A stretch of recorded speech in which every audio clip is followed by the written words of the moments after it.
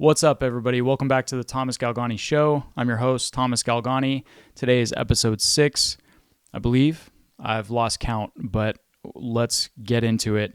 Today, we have a topic that is in the self-development space, and it's in that kind of arena where we're looking at it from an angle that I think is a little bit different than how a lot of people talk about it, at least.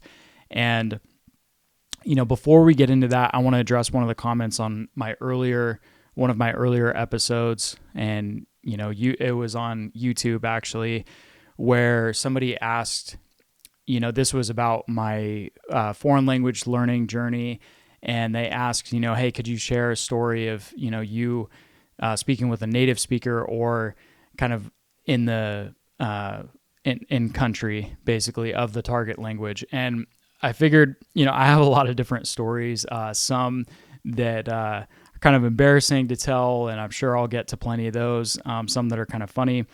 Today, I'll tell one real quick that I think kind of sticks out in my mind because it was one of the first times where I really started to feel at home in the language, so to speak, and also in the city and the country where I was living and using the language.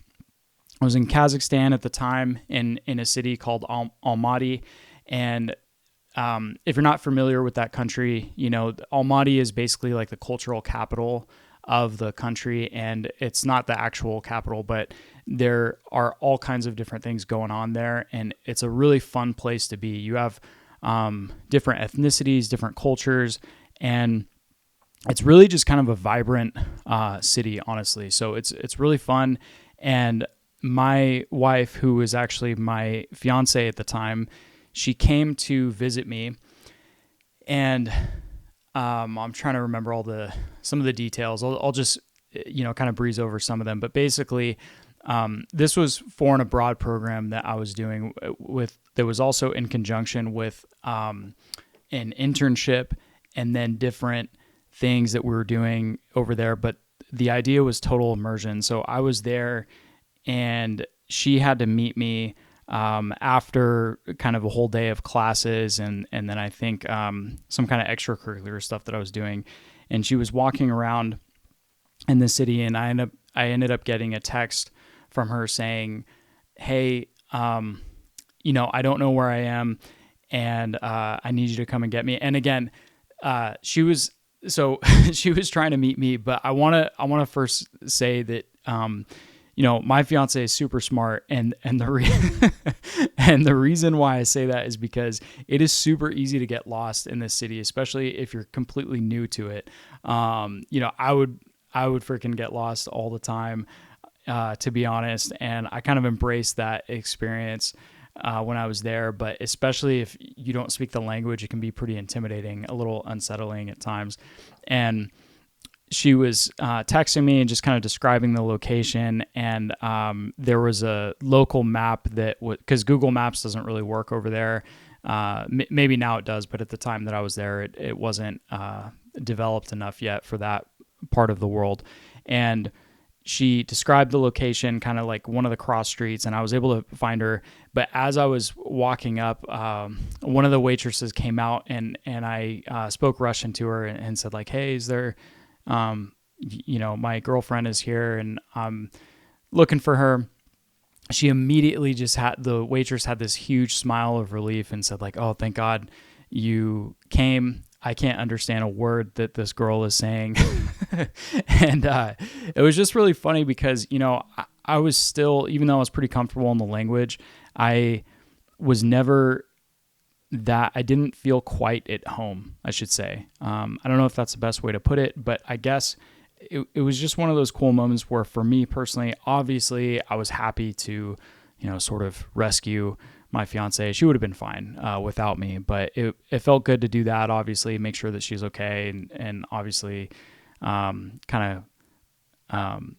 just so that she wouldn't have to worry about what was going on or anything like that. But I guess she kept trying to order water by saying the brand name and of like the water bottle, and they couldn't understand her. They were like, why are you trying to order it that way? Anyways, the idea that another local person, a native speaker, would be relieved by me coming and looking at me as if I was a local, like even though I was clearly not, a native resident of the city, and I still spoke with an American accent. It was just one of those cool moments where I felt like I was accepted to begin with, and yeah, that's part of the journey as far as, when you start speaking a new language a lot, you start to reach new levels of comfortability. And yeah, so that I'll just leave it at that. Today's topic, again, like I said, is about self-development, and we're going to look at it from a different angle. So than a different angle than I think most people look at it. So I'm going to open up on, with the four main components that this is about, the four main components of self-development that I think everybody always needs. And that's the physical, mental, emotional, and spiritual. And I'm going to try and go quickly through this because, first of all, I'm dissatisfied with where I personally sit in all of these, and I do not want to come across as an expert in any of these. This is just something that I've been thinking about quite a bit lately, and I think that if we focus so much on critical tasks and practical things that need to get done in our daily lives, we can lose sight of ourselves and kind of improving ourselves to the point where you kind of start to lose sight of what's important. And then when a moment comes along where that becomes a critical task, so to speak, maybe you're not eventually ready for that because you haven't been working on yourself.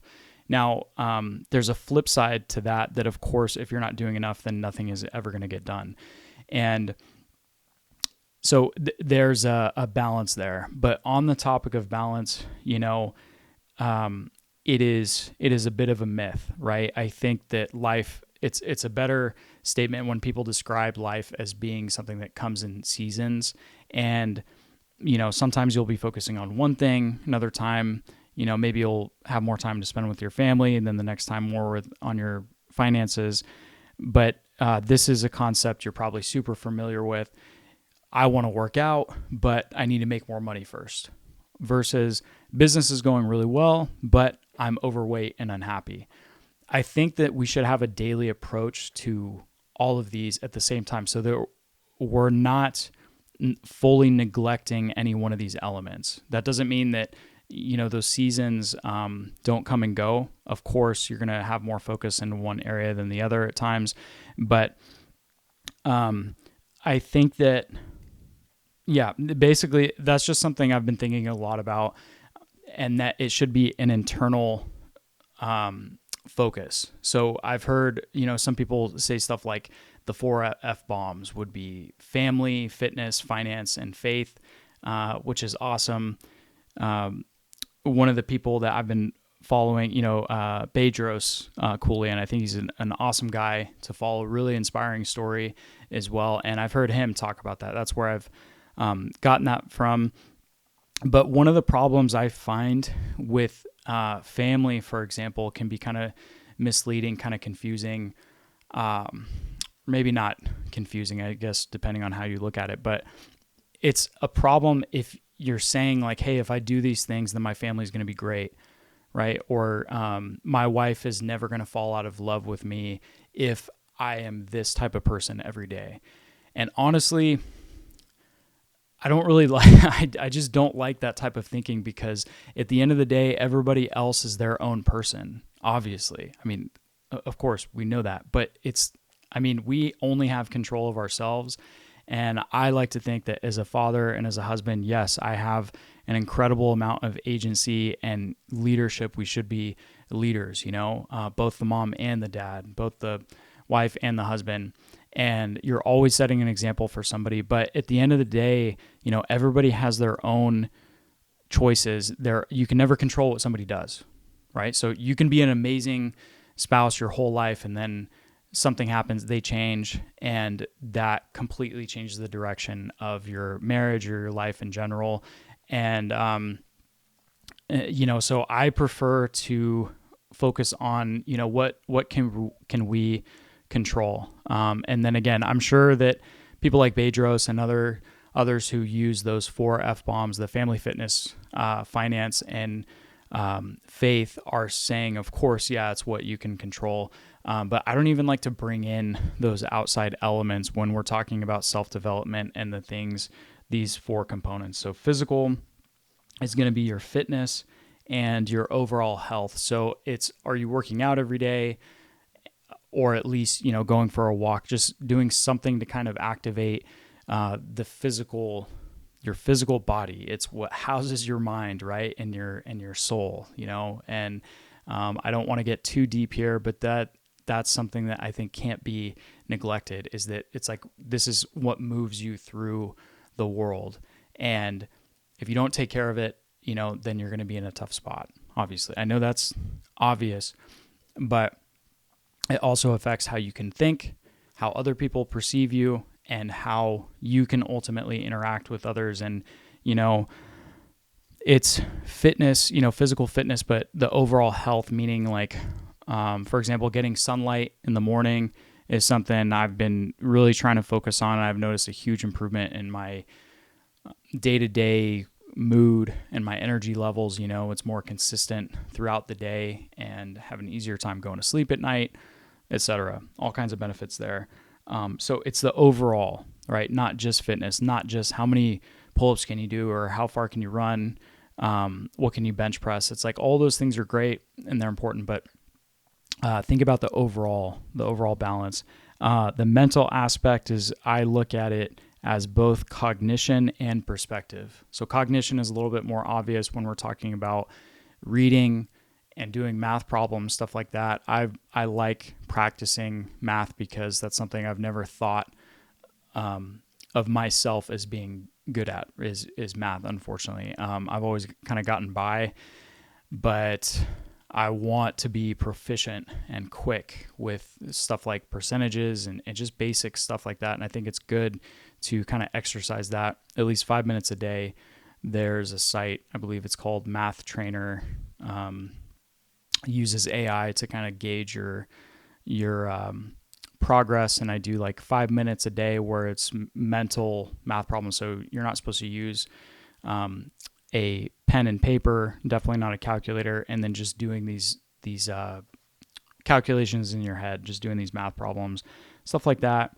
And then actually reading as opposed to just listening to audiobooks. Obviously, I like podcasts, audiobooks, stuff like that, but I think that reading is great because it's more of an exercise for your brain. And second of all, you can also consume a lot more information much quicker, because everybody should be able to read faster than anybody can speak. So like, then you can listen to information.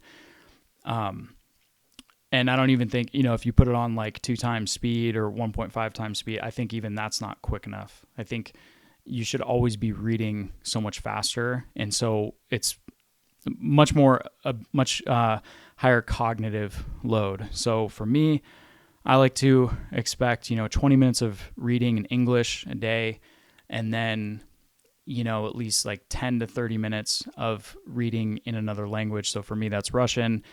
Helps me maintain it. And then I know that I'm also exercising a different part of my brain. The perspective piece is just, what are you saying to yourself? How are you talking to others? And what is the message that you're sending to everybody else as soon as you walk out? So it's kind of it's a perspective shift. If you have sort of a pessimistic outlook on life, that's going to come through towards other people. It's contagious. I remember as a kid, people saying like, don't yawn, it's contagious. And a lot of these things that I would hear growing up, I honestly think I need to go back to, because there's a lot of wisdom and all that. And then as we become adults, we kind of think like, oh, like I'm past that. I don't need to focus on that anymore. And I think that, so perspective is obviously a big thing. Mindset is the big term nowadays, but attitude is basically the same thing. Like, how are you showing up to the world, And if you look at a problem, is it a an unfortunate event or is it an opportunity? All the good things that happen in life, I think they stemmed from problems, really. I mean, nobody would care about a superhero or somebody being awesome if there weren't any obstacles or problems along the way. So, I try to look at everything as an opportunity now. And again, I'm not perfect. I don't have any of this crap figured out. And I want to, I'm talking about this stuff because it's been on my mind, and it's something that I also need to work on too. I'm trying to complain less, vent less. I think venting is one of the biggest stupid freaking things that people say, like, oh, you have to do that. It's like, no, you don't have to. You don't have to vent to anybody. In fact, I think it creates bad habits, a negative perspective within you. When you start talking, you start thinking how you're talking. And if you still feel like you need to do that, then I would say writing is probably a better thing to help achieve that clarity. Write to yourself. Kind of work through those problems through writing. Anyways, I kind of digress a little bit, but we have the physical, the mental, emotional, and with emotional, you got to have that control. But I would say that emotion is also a huge benefit, because it's how we learn, and you have to have that regulation. I like saying regulation and fitness, emotional fitness and regulation over something like control, because of course you need that control, but I don't like to say that to myself too much, because then it kind of leads to suppression, and I think that can cause more problems down the road. You should be able to let out the emotions eventually at some point, so that you don't blow up at somebody down the road. I think all emotions that we face serve a purpose. I really do. It's just about timing and then harnessing them the right way. And so, if you have a good day at school or work, wherever, and also in the gym, but then you snap at somebody and you just come across as a total child, then it's all for nothing. Any success that you had that day is almost thrown away because you didn't have emotional regulation for that. So that's why I personally am trying to focus on that, so that we can be more, so that I can be more present for the people that need me, for my son and my wife and everybody else that's around me. Spiritual, this is one that I feel like we have to give some attention to. So I call it, your relationship with God. And I'm not afraid to, it seems like today you can't talk about that stuff. You'll all get canceled or whatever. So, but I don't even have a big following right now, so I don't really care. If that prevents me from getting a big following, that's fine too. If you want to call it your creator, the universe, whatever it is, I think it's obvious that there's something supernatural, something beyond us that we can't touch, right? So I think that you have to, at the very base level, I call this nurturing your moral compass. So it's easy to lose sight of this, and I've said this before, that I think kind of a lot of the bad things that people do, they're not just out of nowhere, like, oh, this person is evil and they committed this horrible thing. I think they build up to that. So make one small poor decision that eventually kind of builds, and then the next thing, it's easier for them to do the next bad thing. I heard somebody say one time, I think it was a story about an undercover police officer who ended up going bad, and basically he became a criminal himself. And the way he described it was that he was speeding like crazy. This was the analogy he used. He was speeding, flies through a green light, basically a decision that was okay for him to make, goes through a green light super fast, didn't slow down for the yellow light, and he was going so fast through the yellow light that he couldn't stop when he faced a red light. So something that was definitely against his moral compass, his moral code, he couldn't stop for. He was flying through that. And I think that is very analogous to all of us, that it compounds, right? So behavioral patterns, habits, and decisions, they all compound, and we got to be cognizant of that, and so that's something that if you want to look at spirituality that way, as something, you can't touch, like maybe the neural pathways of like, hey, I don't understand this, but I sense that I'm doing something more frequently without even thinking about it. Like even if, let's say it's something neutral, like not good or bad, like maybe it's making coffee and I'm automatically doing this. I'm reaching for this cup because I always put it there in that one spot. If you're just doing that automatically, like you can tell like, okay, I'm building that. I'm rewiring my brain a certain way, and you're conditioning yourself to behave a certain way. And it can happen with mundane things like the coffee analogy I just gave. But if it's something else, like a bad decision that you're making, or that's at the very least morally ambiguous, I think a lot of times we've got to take a step back, zoom out, and look at that. So again, just a recap here, we have the physical that is both cognitive, physical that is both fitness and overall physical well-being, the mental, which is cognitive and perspective, emotional, which is how you're showing up for the world and regulating, harnessing your emotions, in the right way for the people that depend on you, for the people that are around you. And if you feel like you don't have anybody that depends on you right now, I promise you there are a lot more people that depend on you than you think. And the more that you show up in a positive way, then the more people are going to end up depending on you. And that's a good thing. And again, I'm kind of talking to my younger self right now too. I wish that I would have been more cognizant of that. And that's something I want to teach my son too, is just like, I'm very happy, very grateful, blessed with where I am in life. So I'm not, I don't forget that, but there's so many things that I think that we just take for granted. And that I think that, when we keep our emotions in check and then we're showing up in the right way, it has compounding effects, kind of like what I was talking about in the spiritual realm. And that leads us to that last point. The spiritual is your moral compass, always doing the right thing, even if nobody cares about it. I think that compounds. And, a lot of these things, you guys, again, I'm sure you've probably thought about all these a good amount.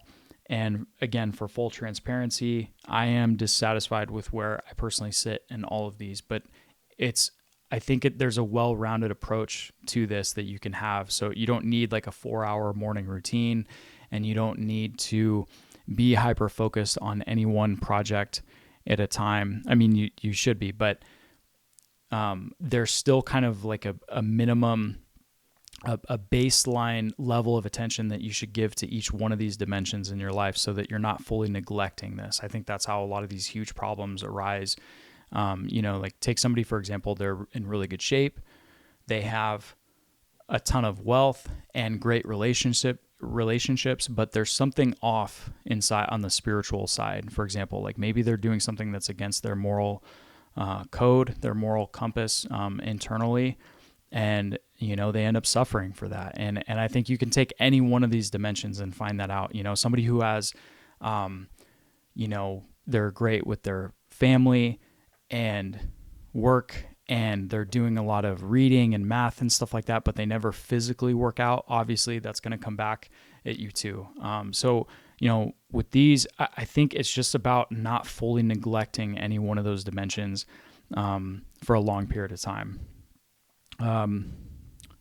I think that the biggest project is oneself, because self-mastery carries over to everything. And I'm going to finish up here on a quote by Alex Hormozy. If you have any kind of social media, you've probably seen him, at least. He's very active there, has a lot of content. But I really like one thing he said, which is the work works on you more than you work on it. Meaning that the person you become by doing the work is more profitable than any customers, any outcomes your work produces. And in that way, I think that projects and things that you externally focus on are great if we let it positively impact ourselves. But that still means that we have to zoom out from time to time and really reflect on like, okay, how is this impacting me as a person, so that a year from now, 5 years from now, I am still going to be the person that I want to be, and I'll be able to show up in the way that I want to show up. So on that note, guys, thank you all for listening. Thanks for tuning in, and until next week, have a good week.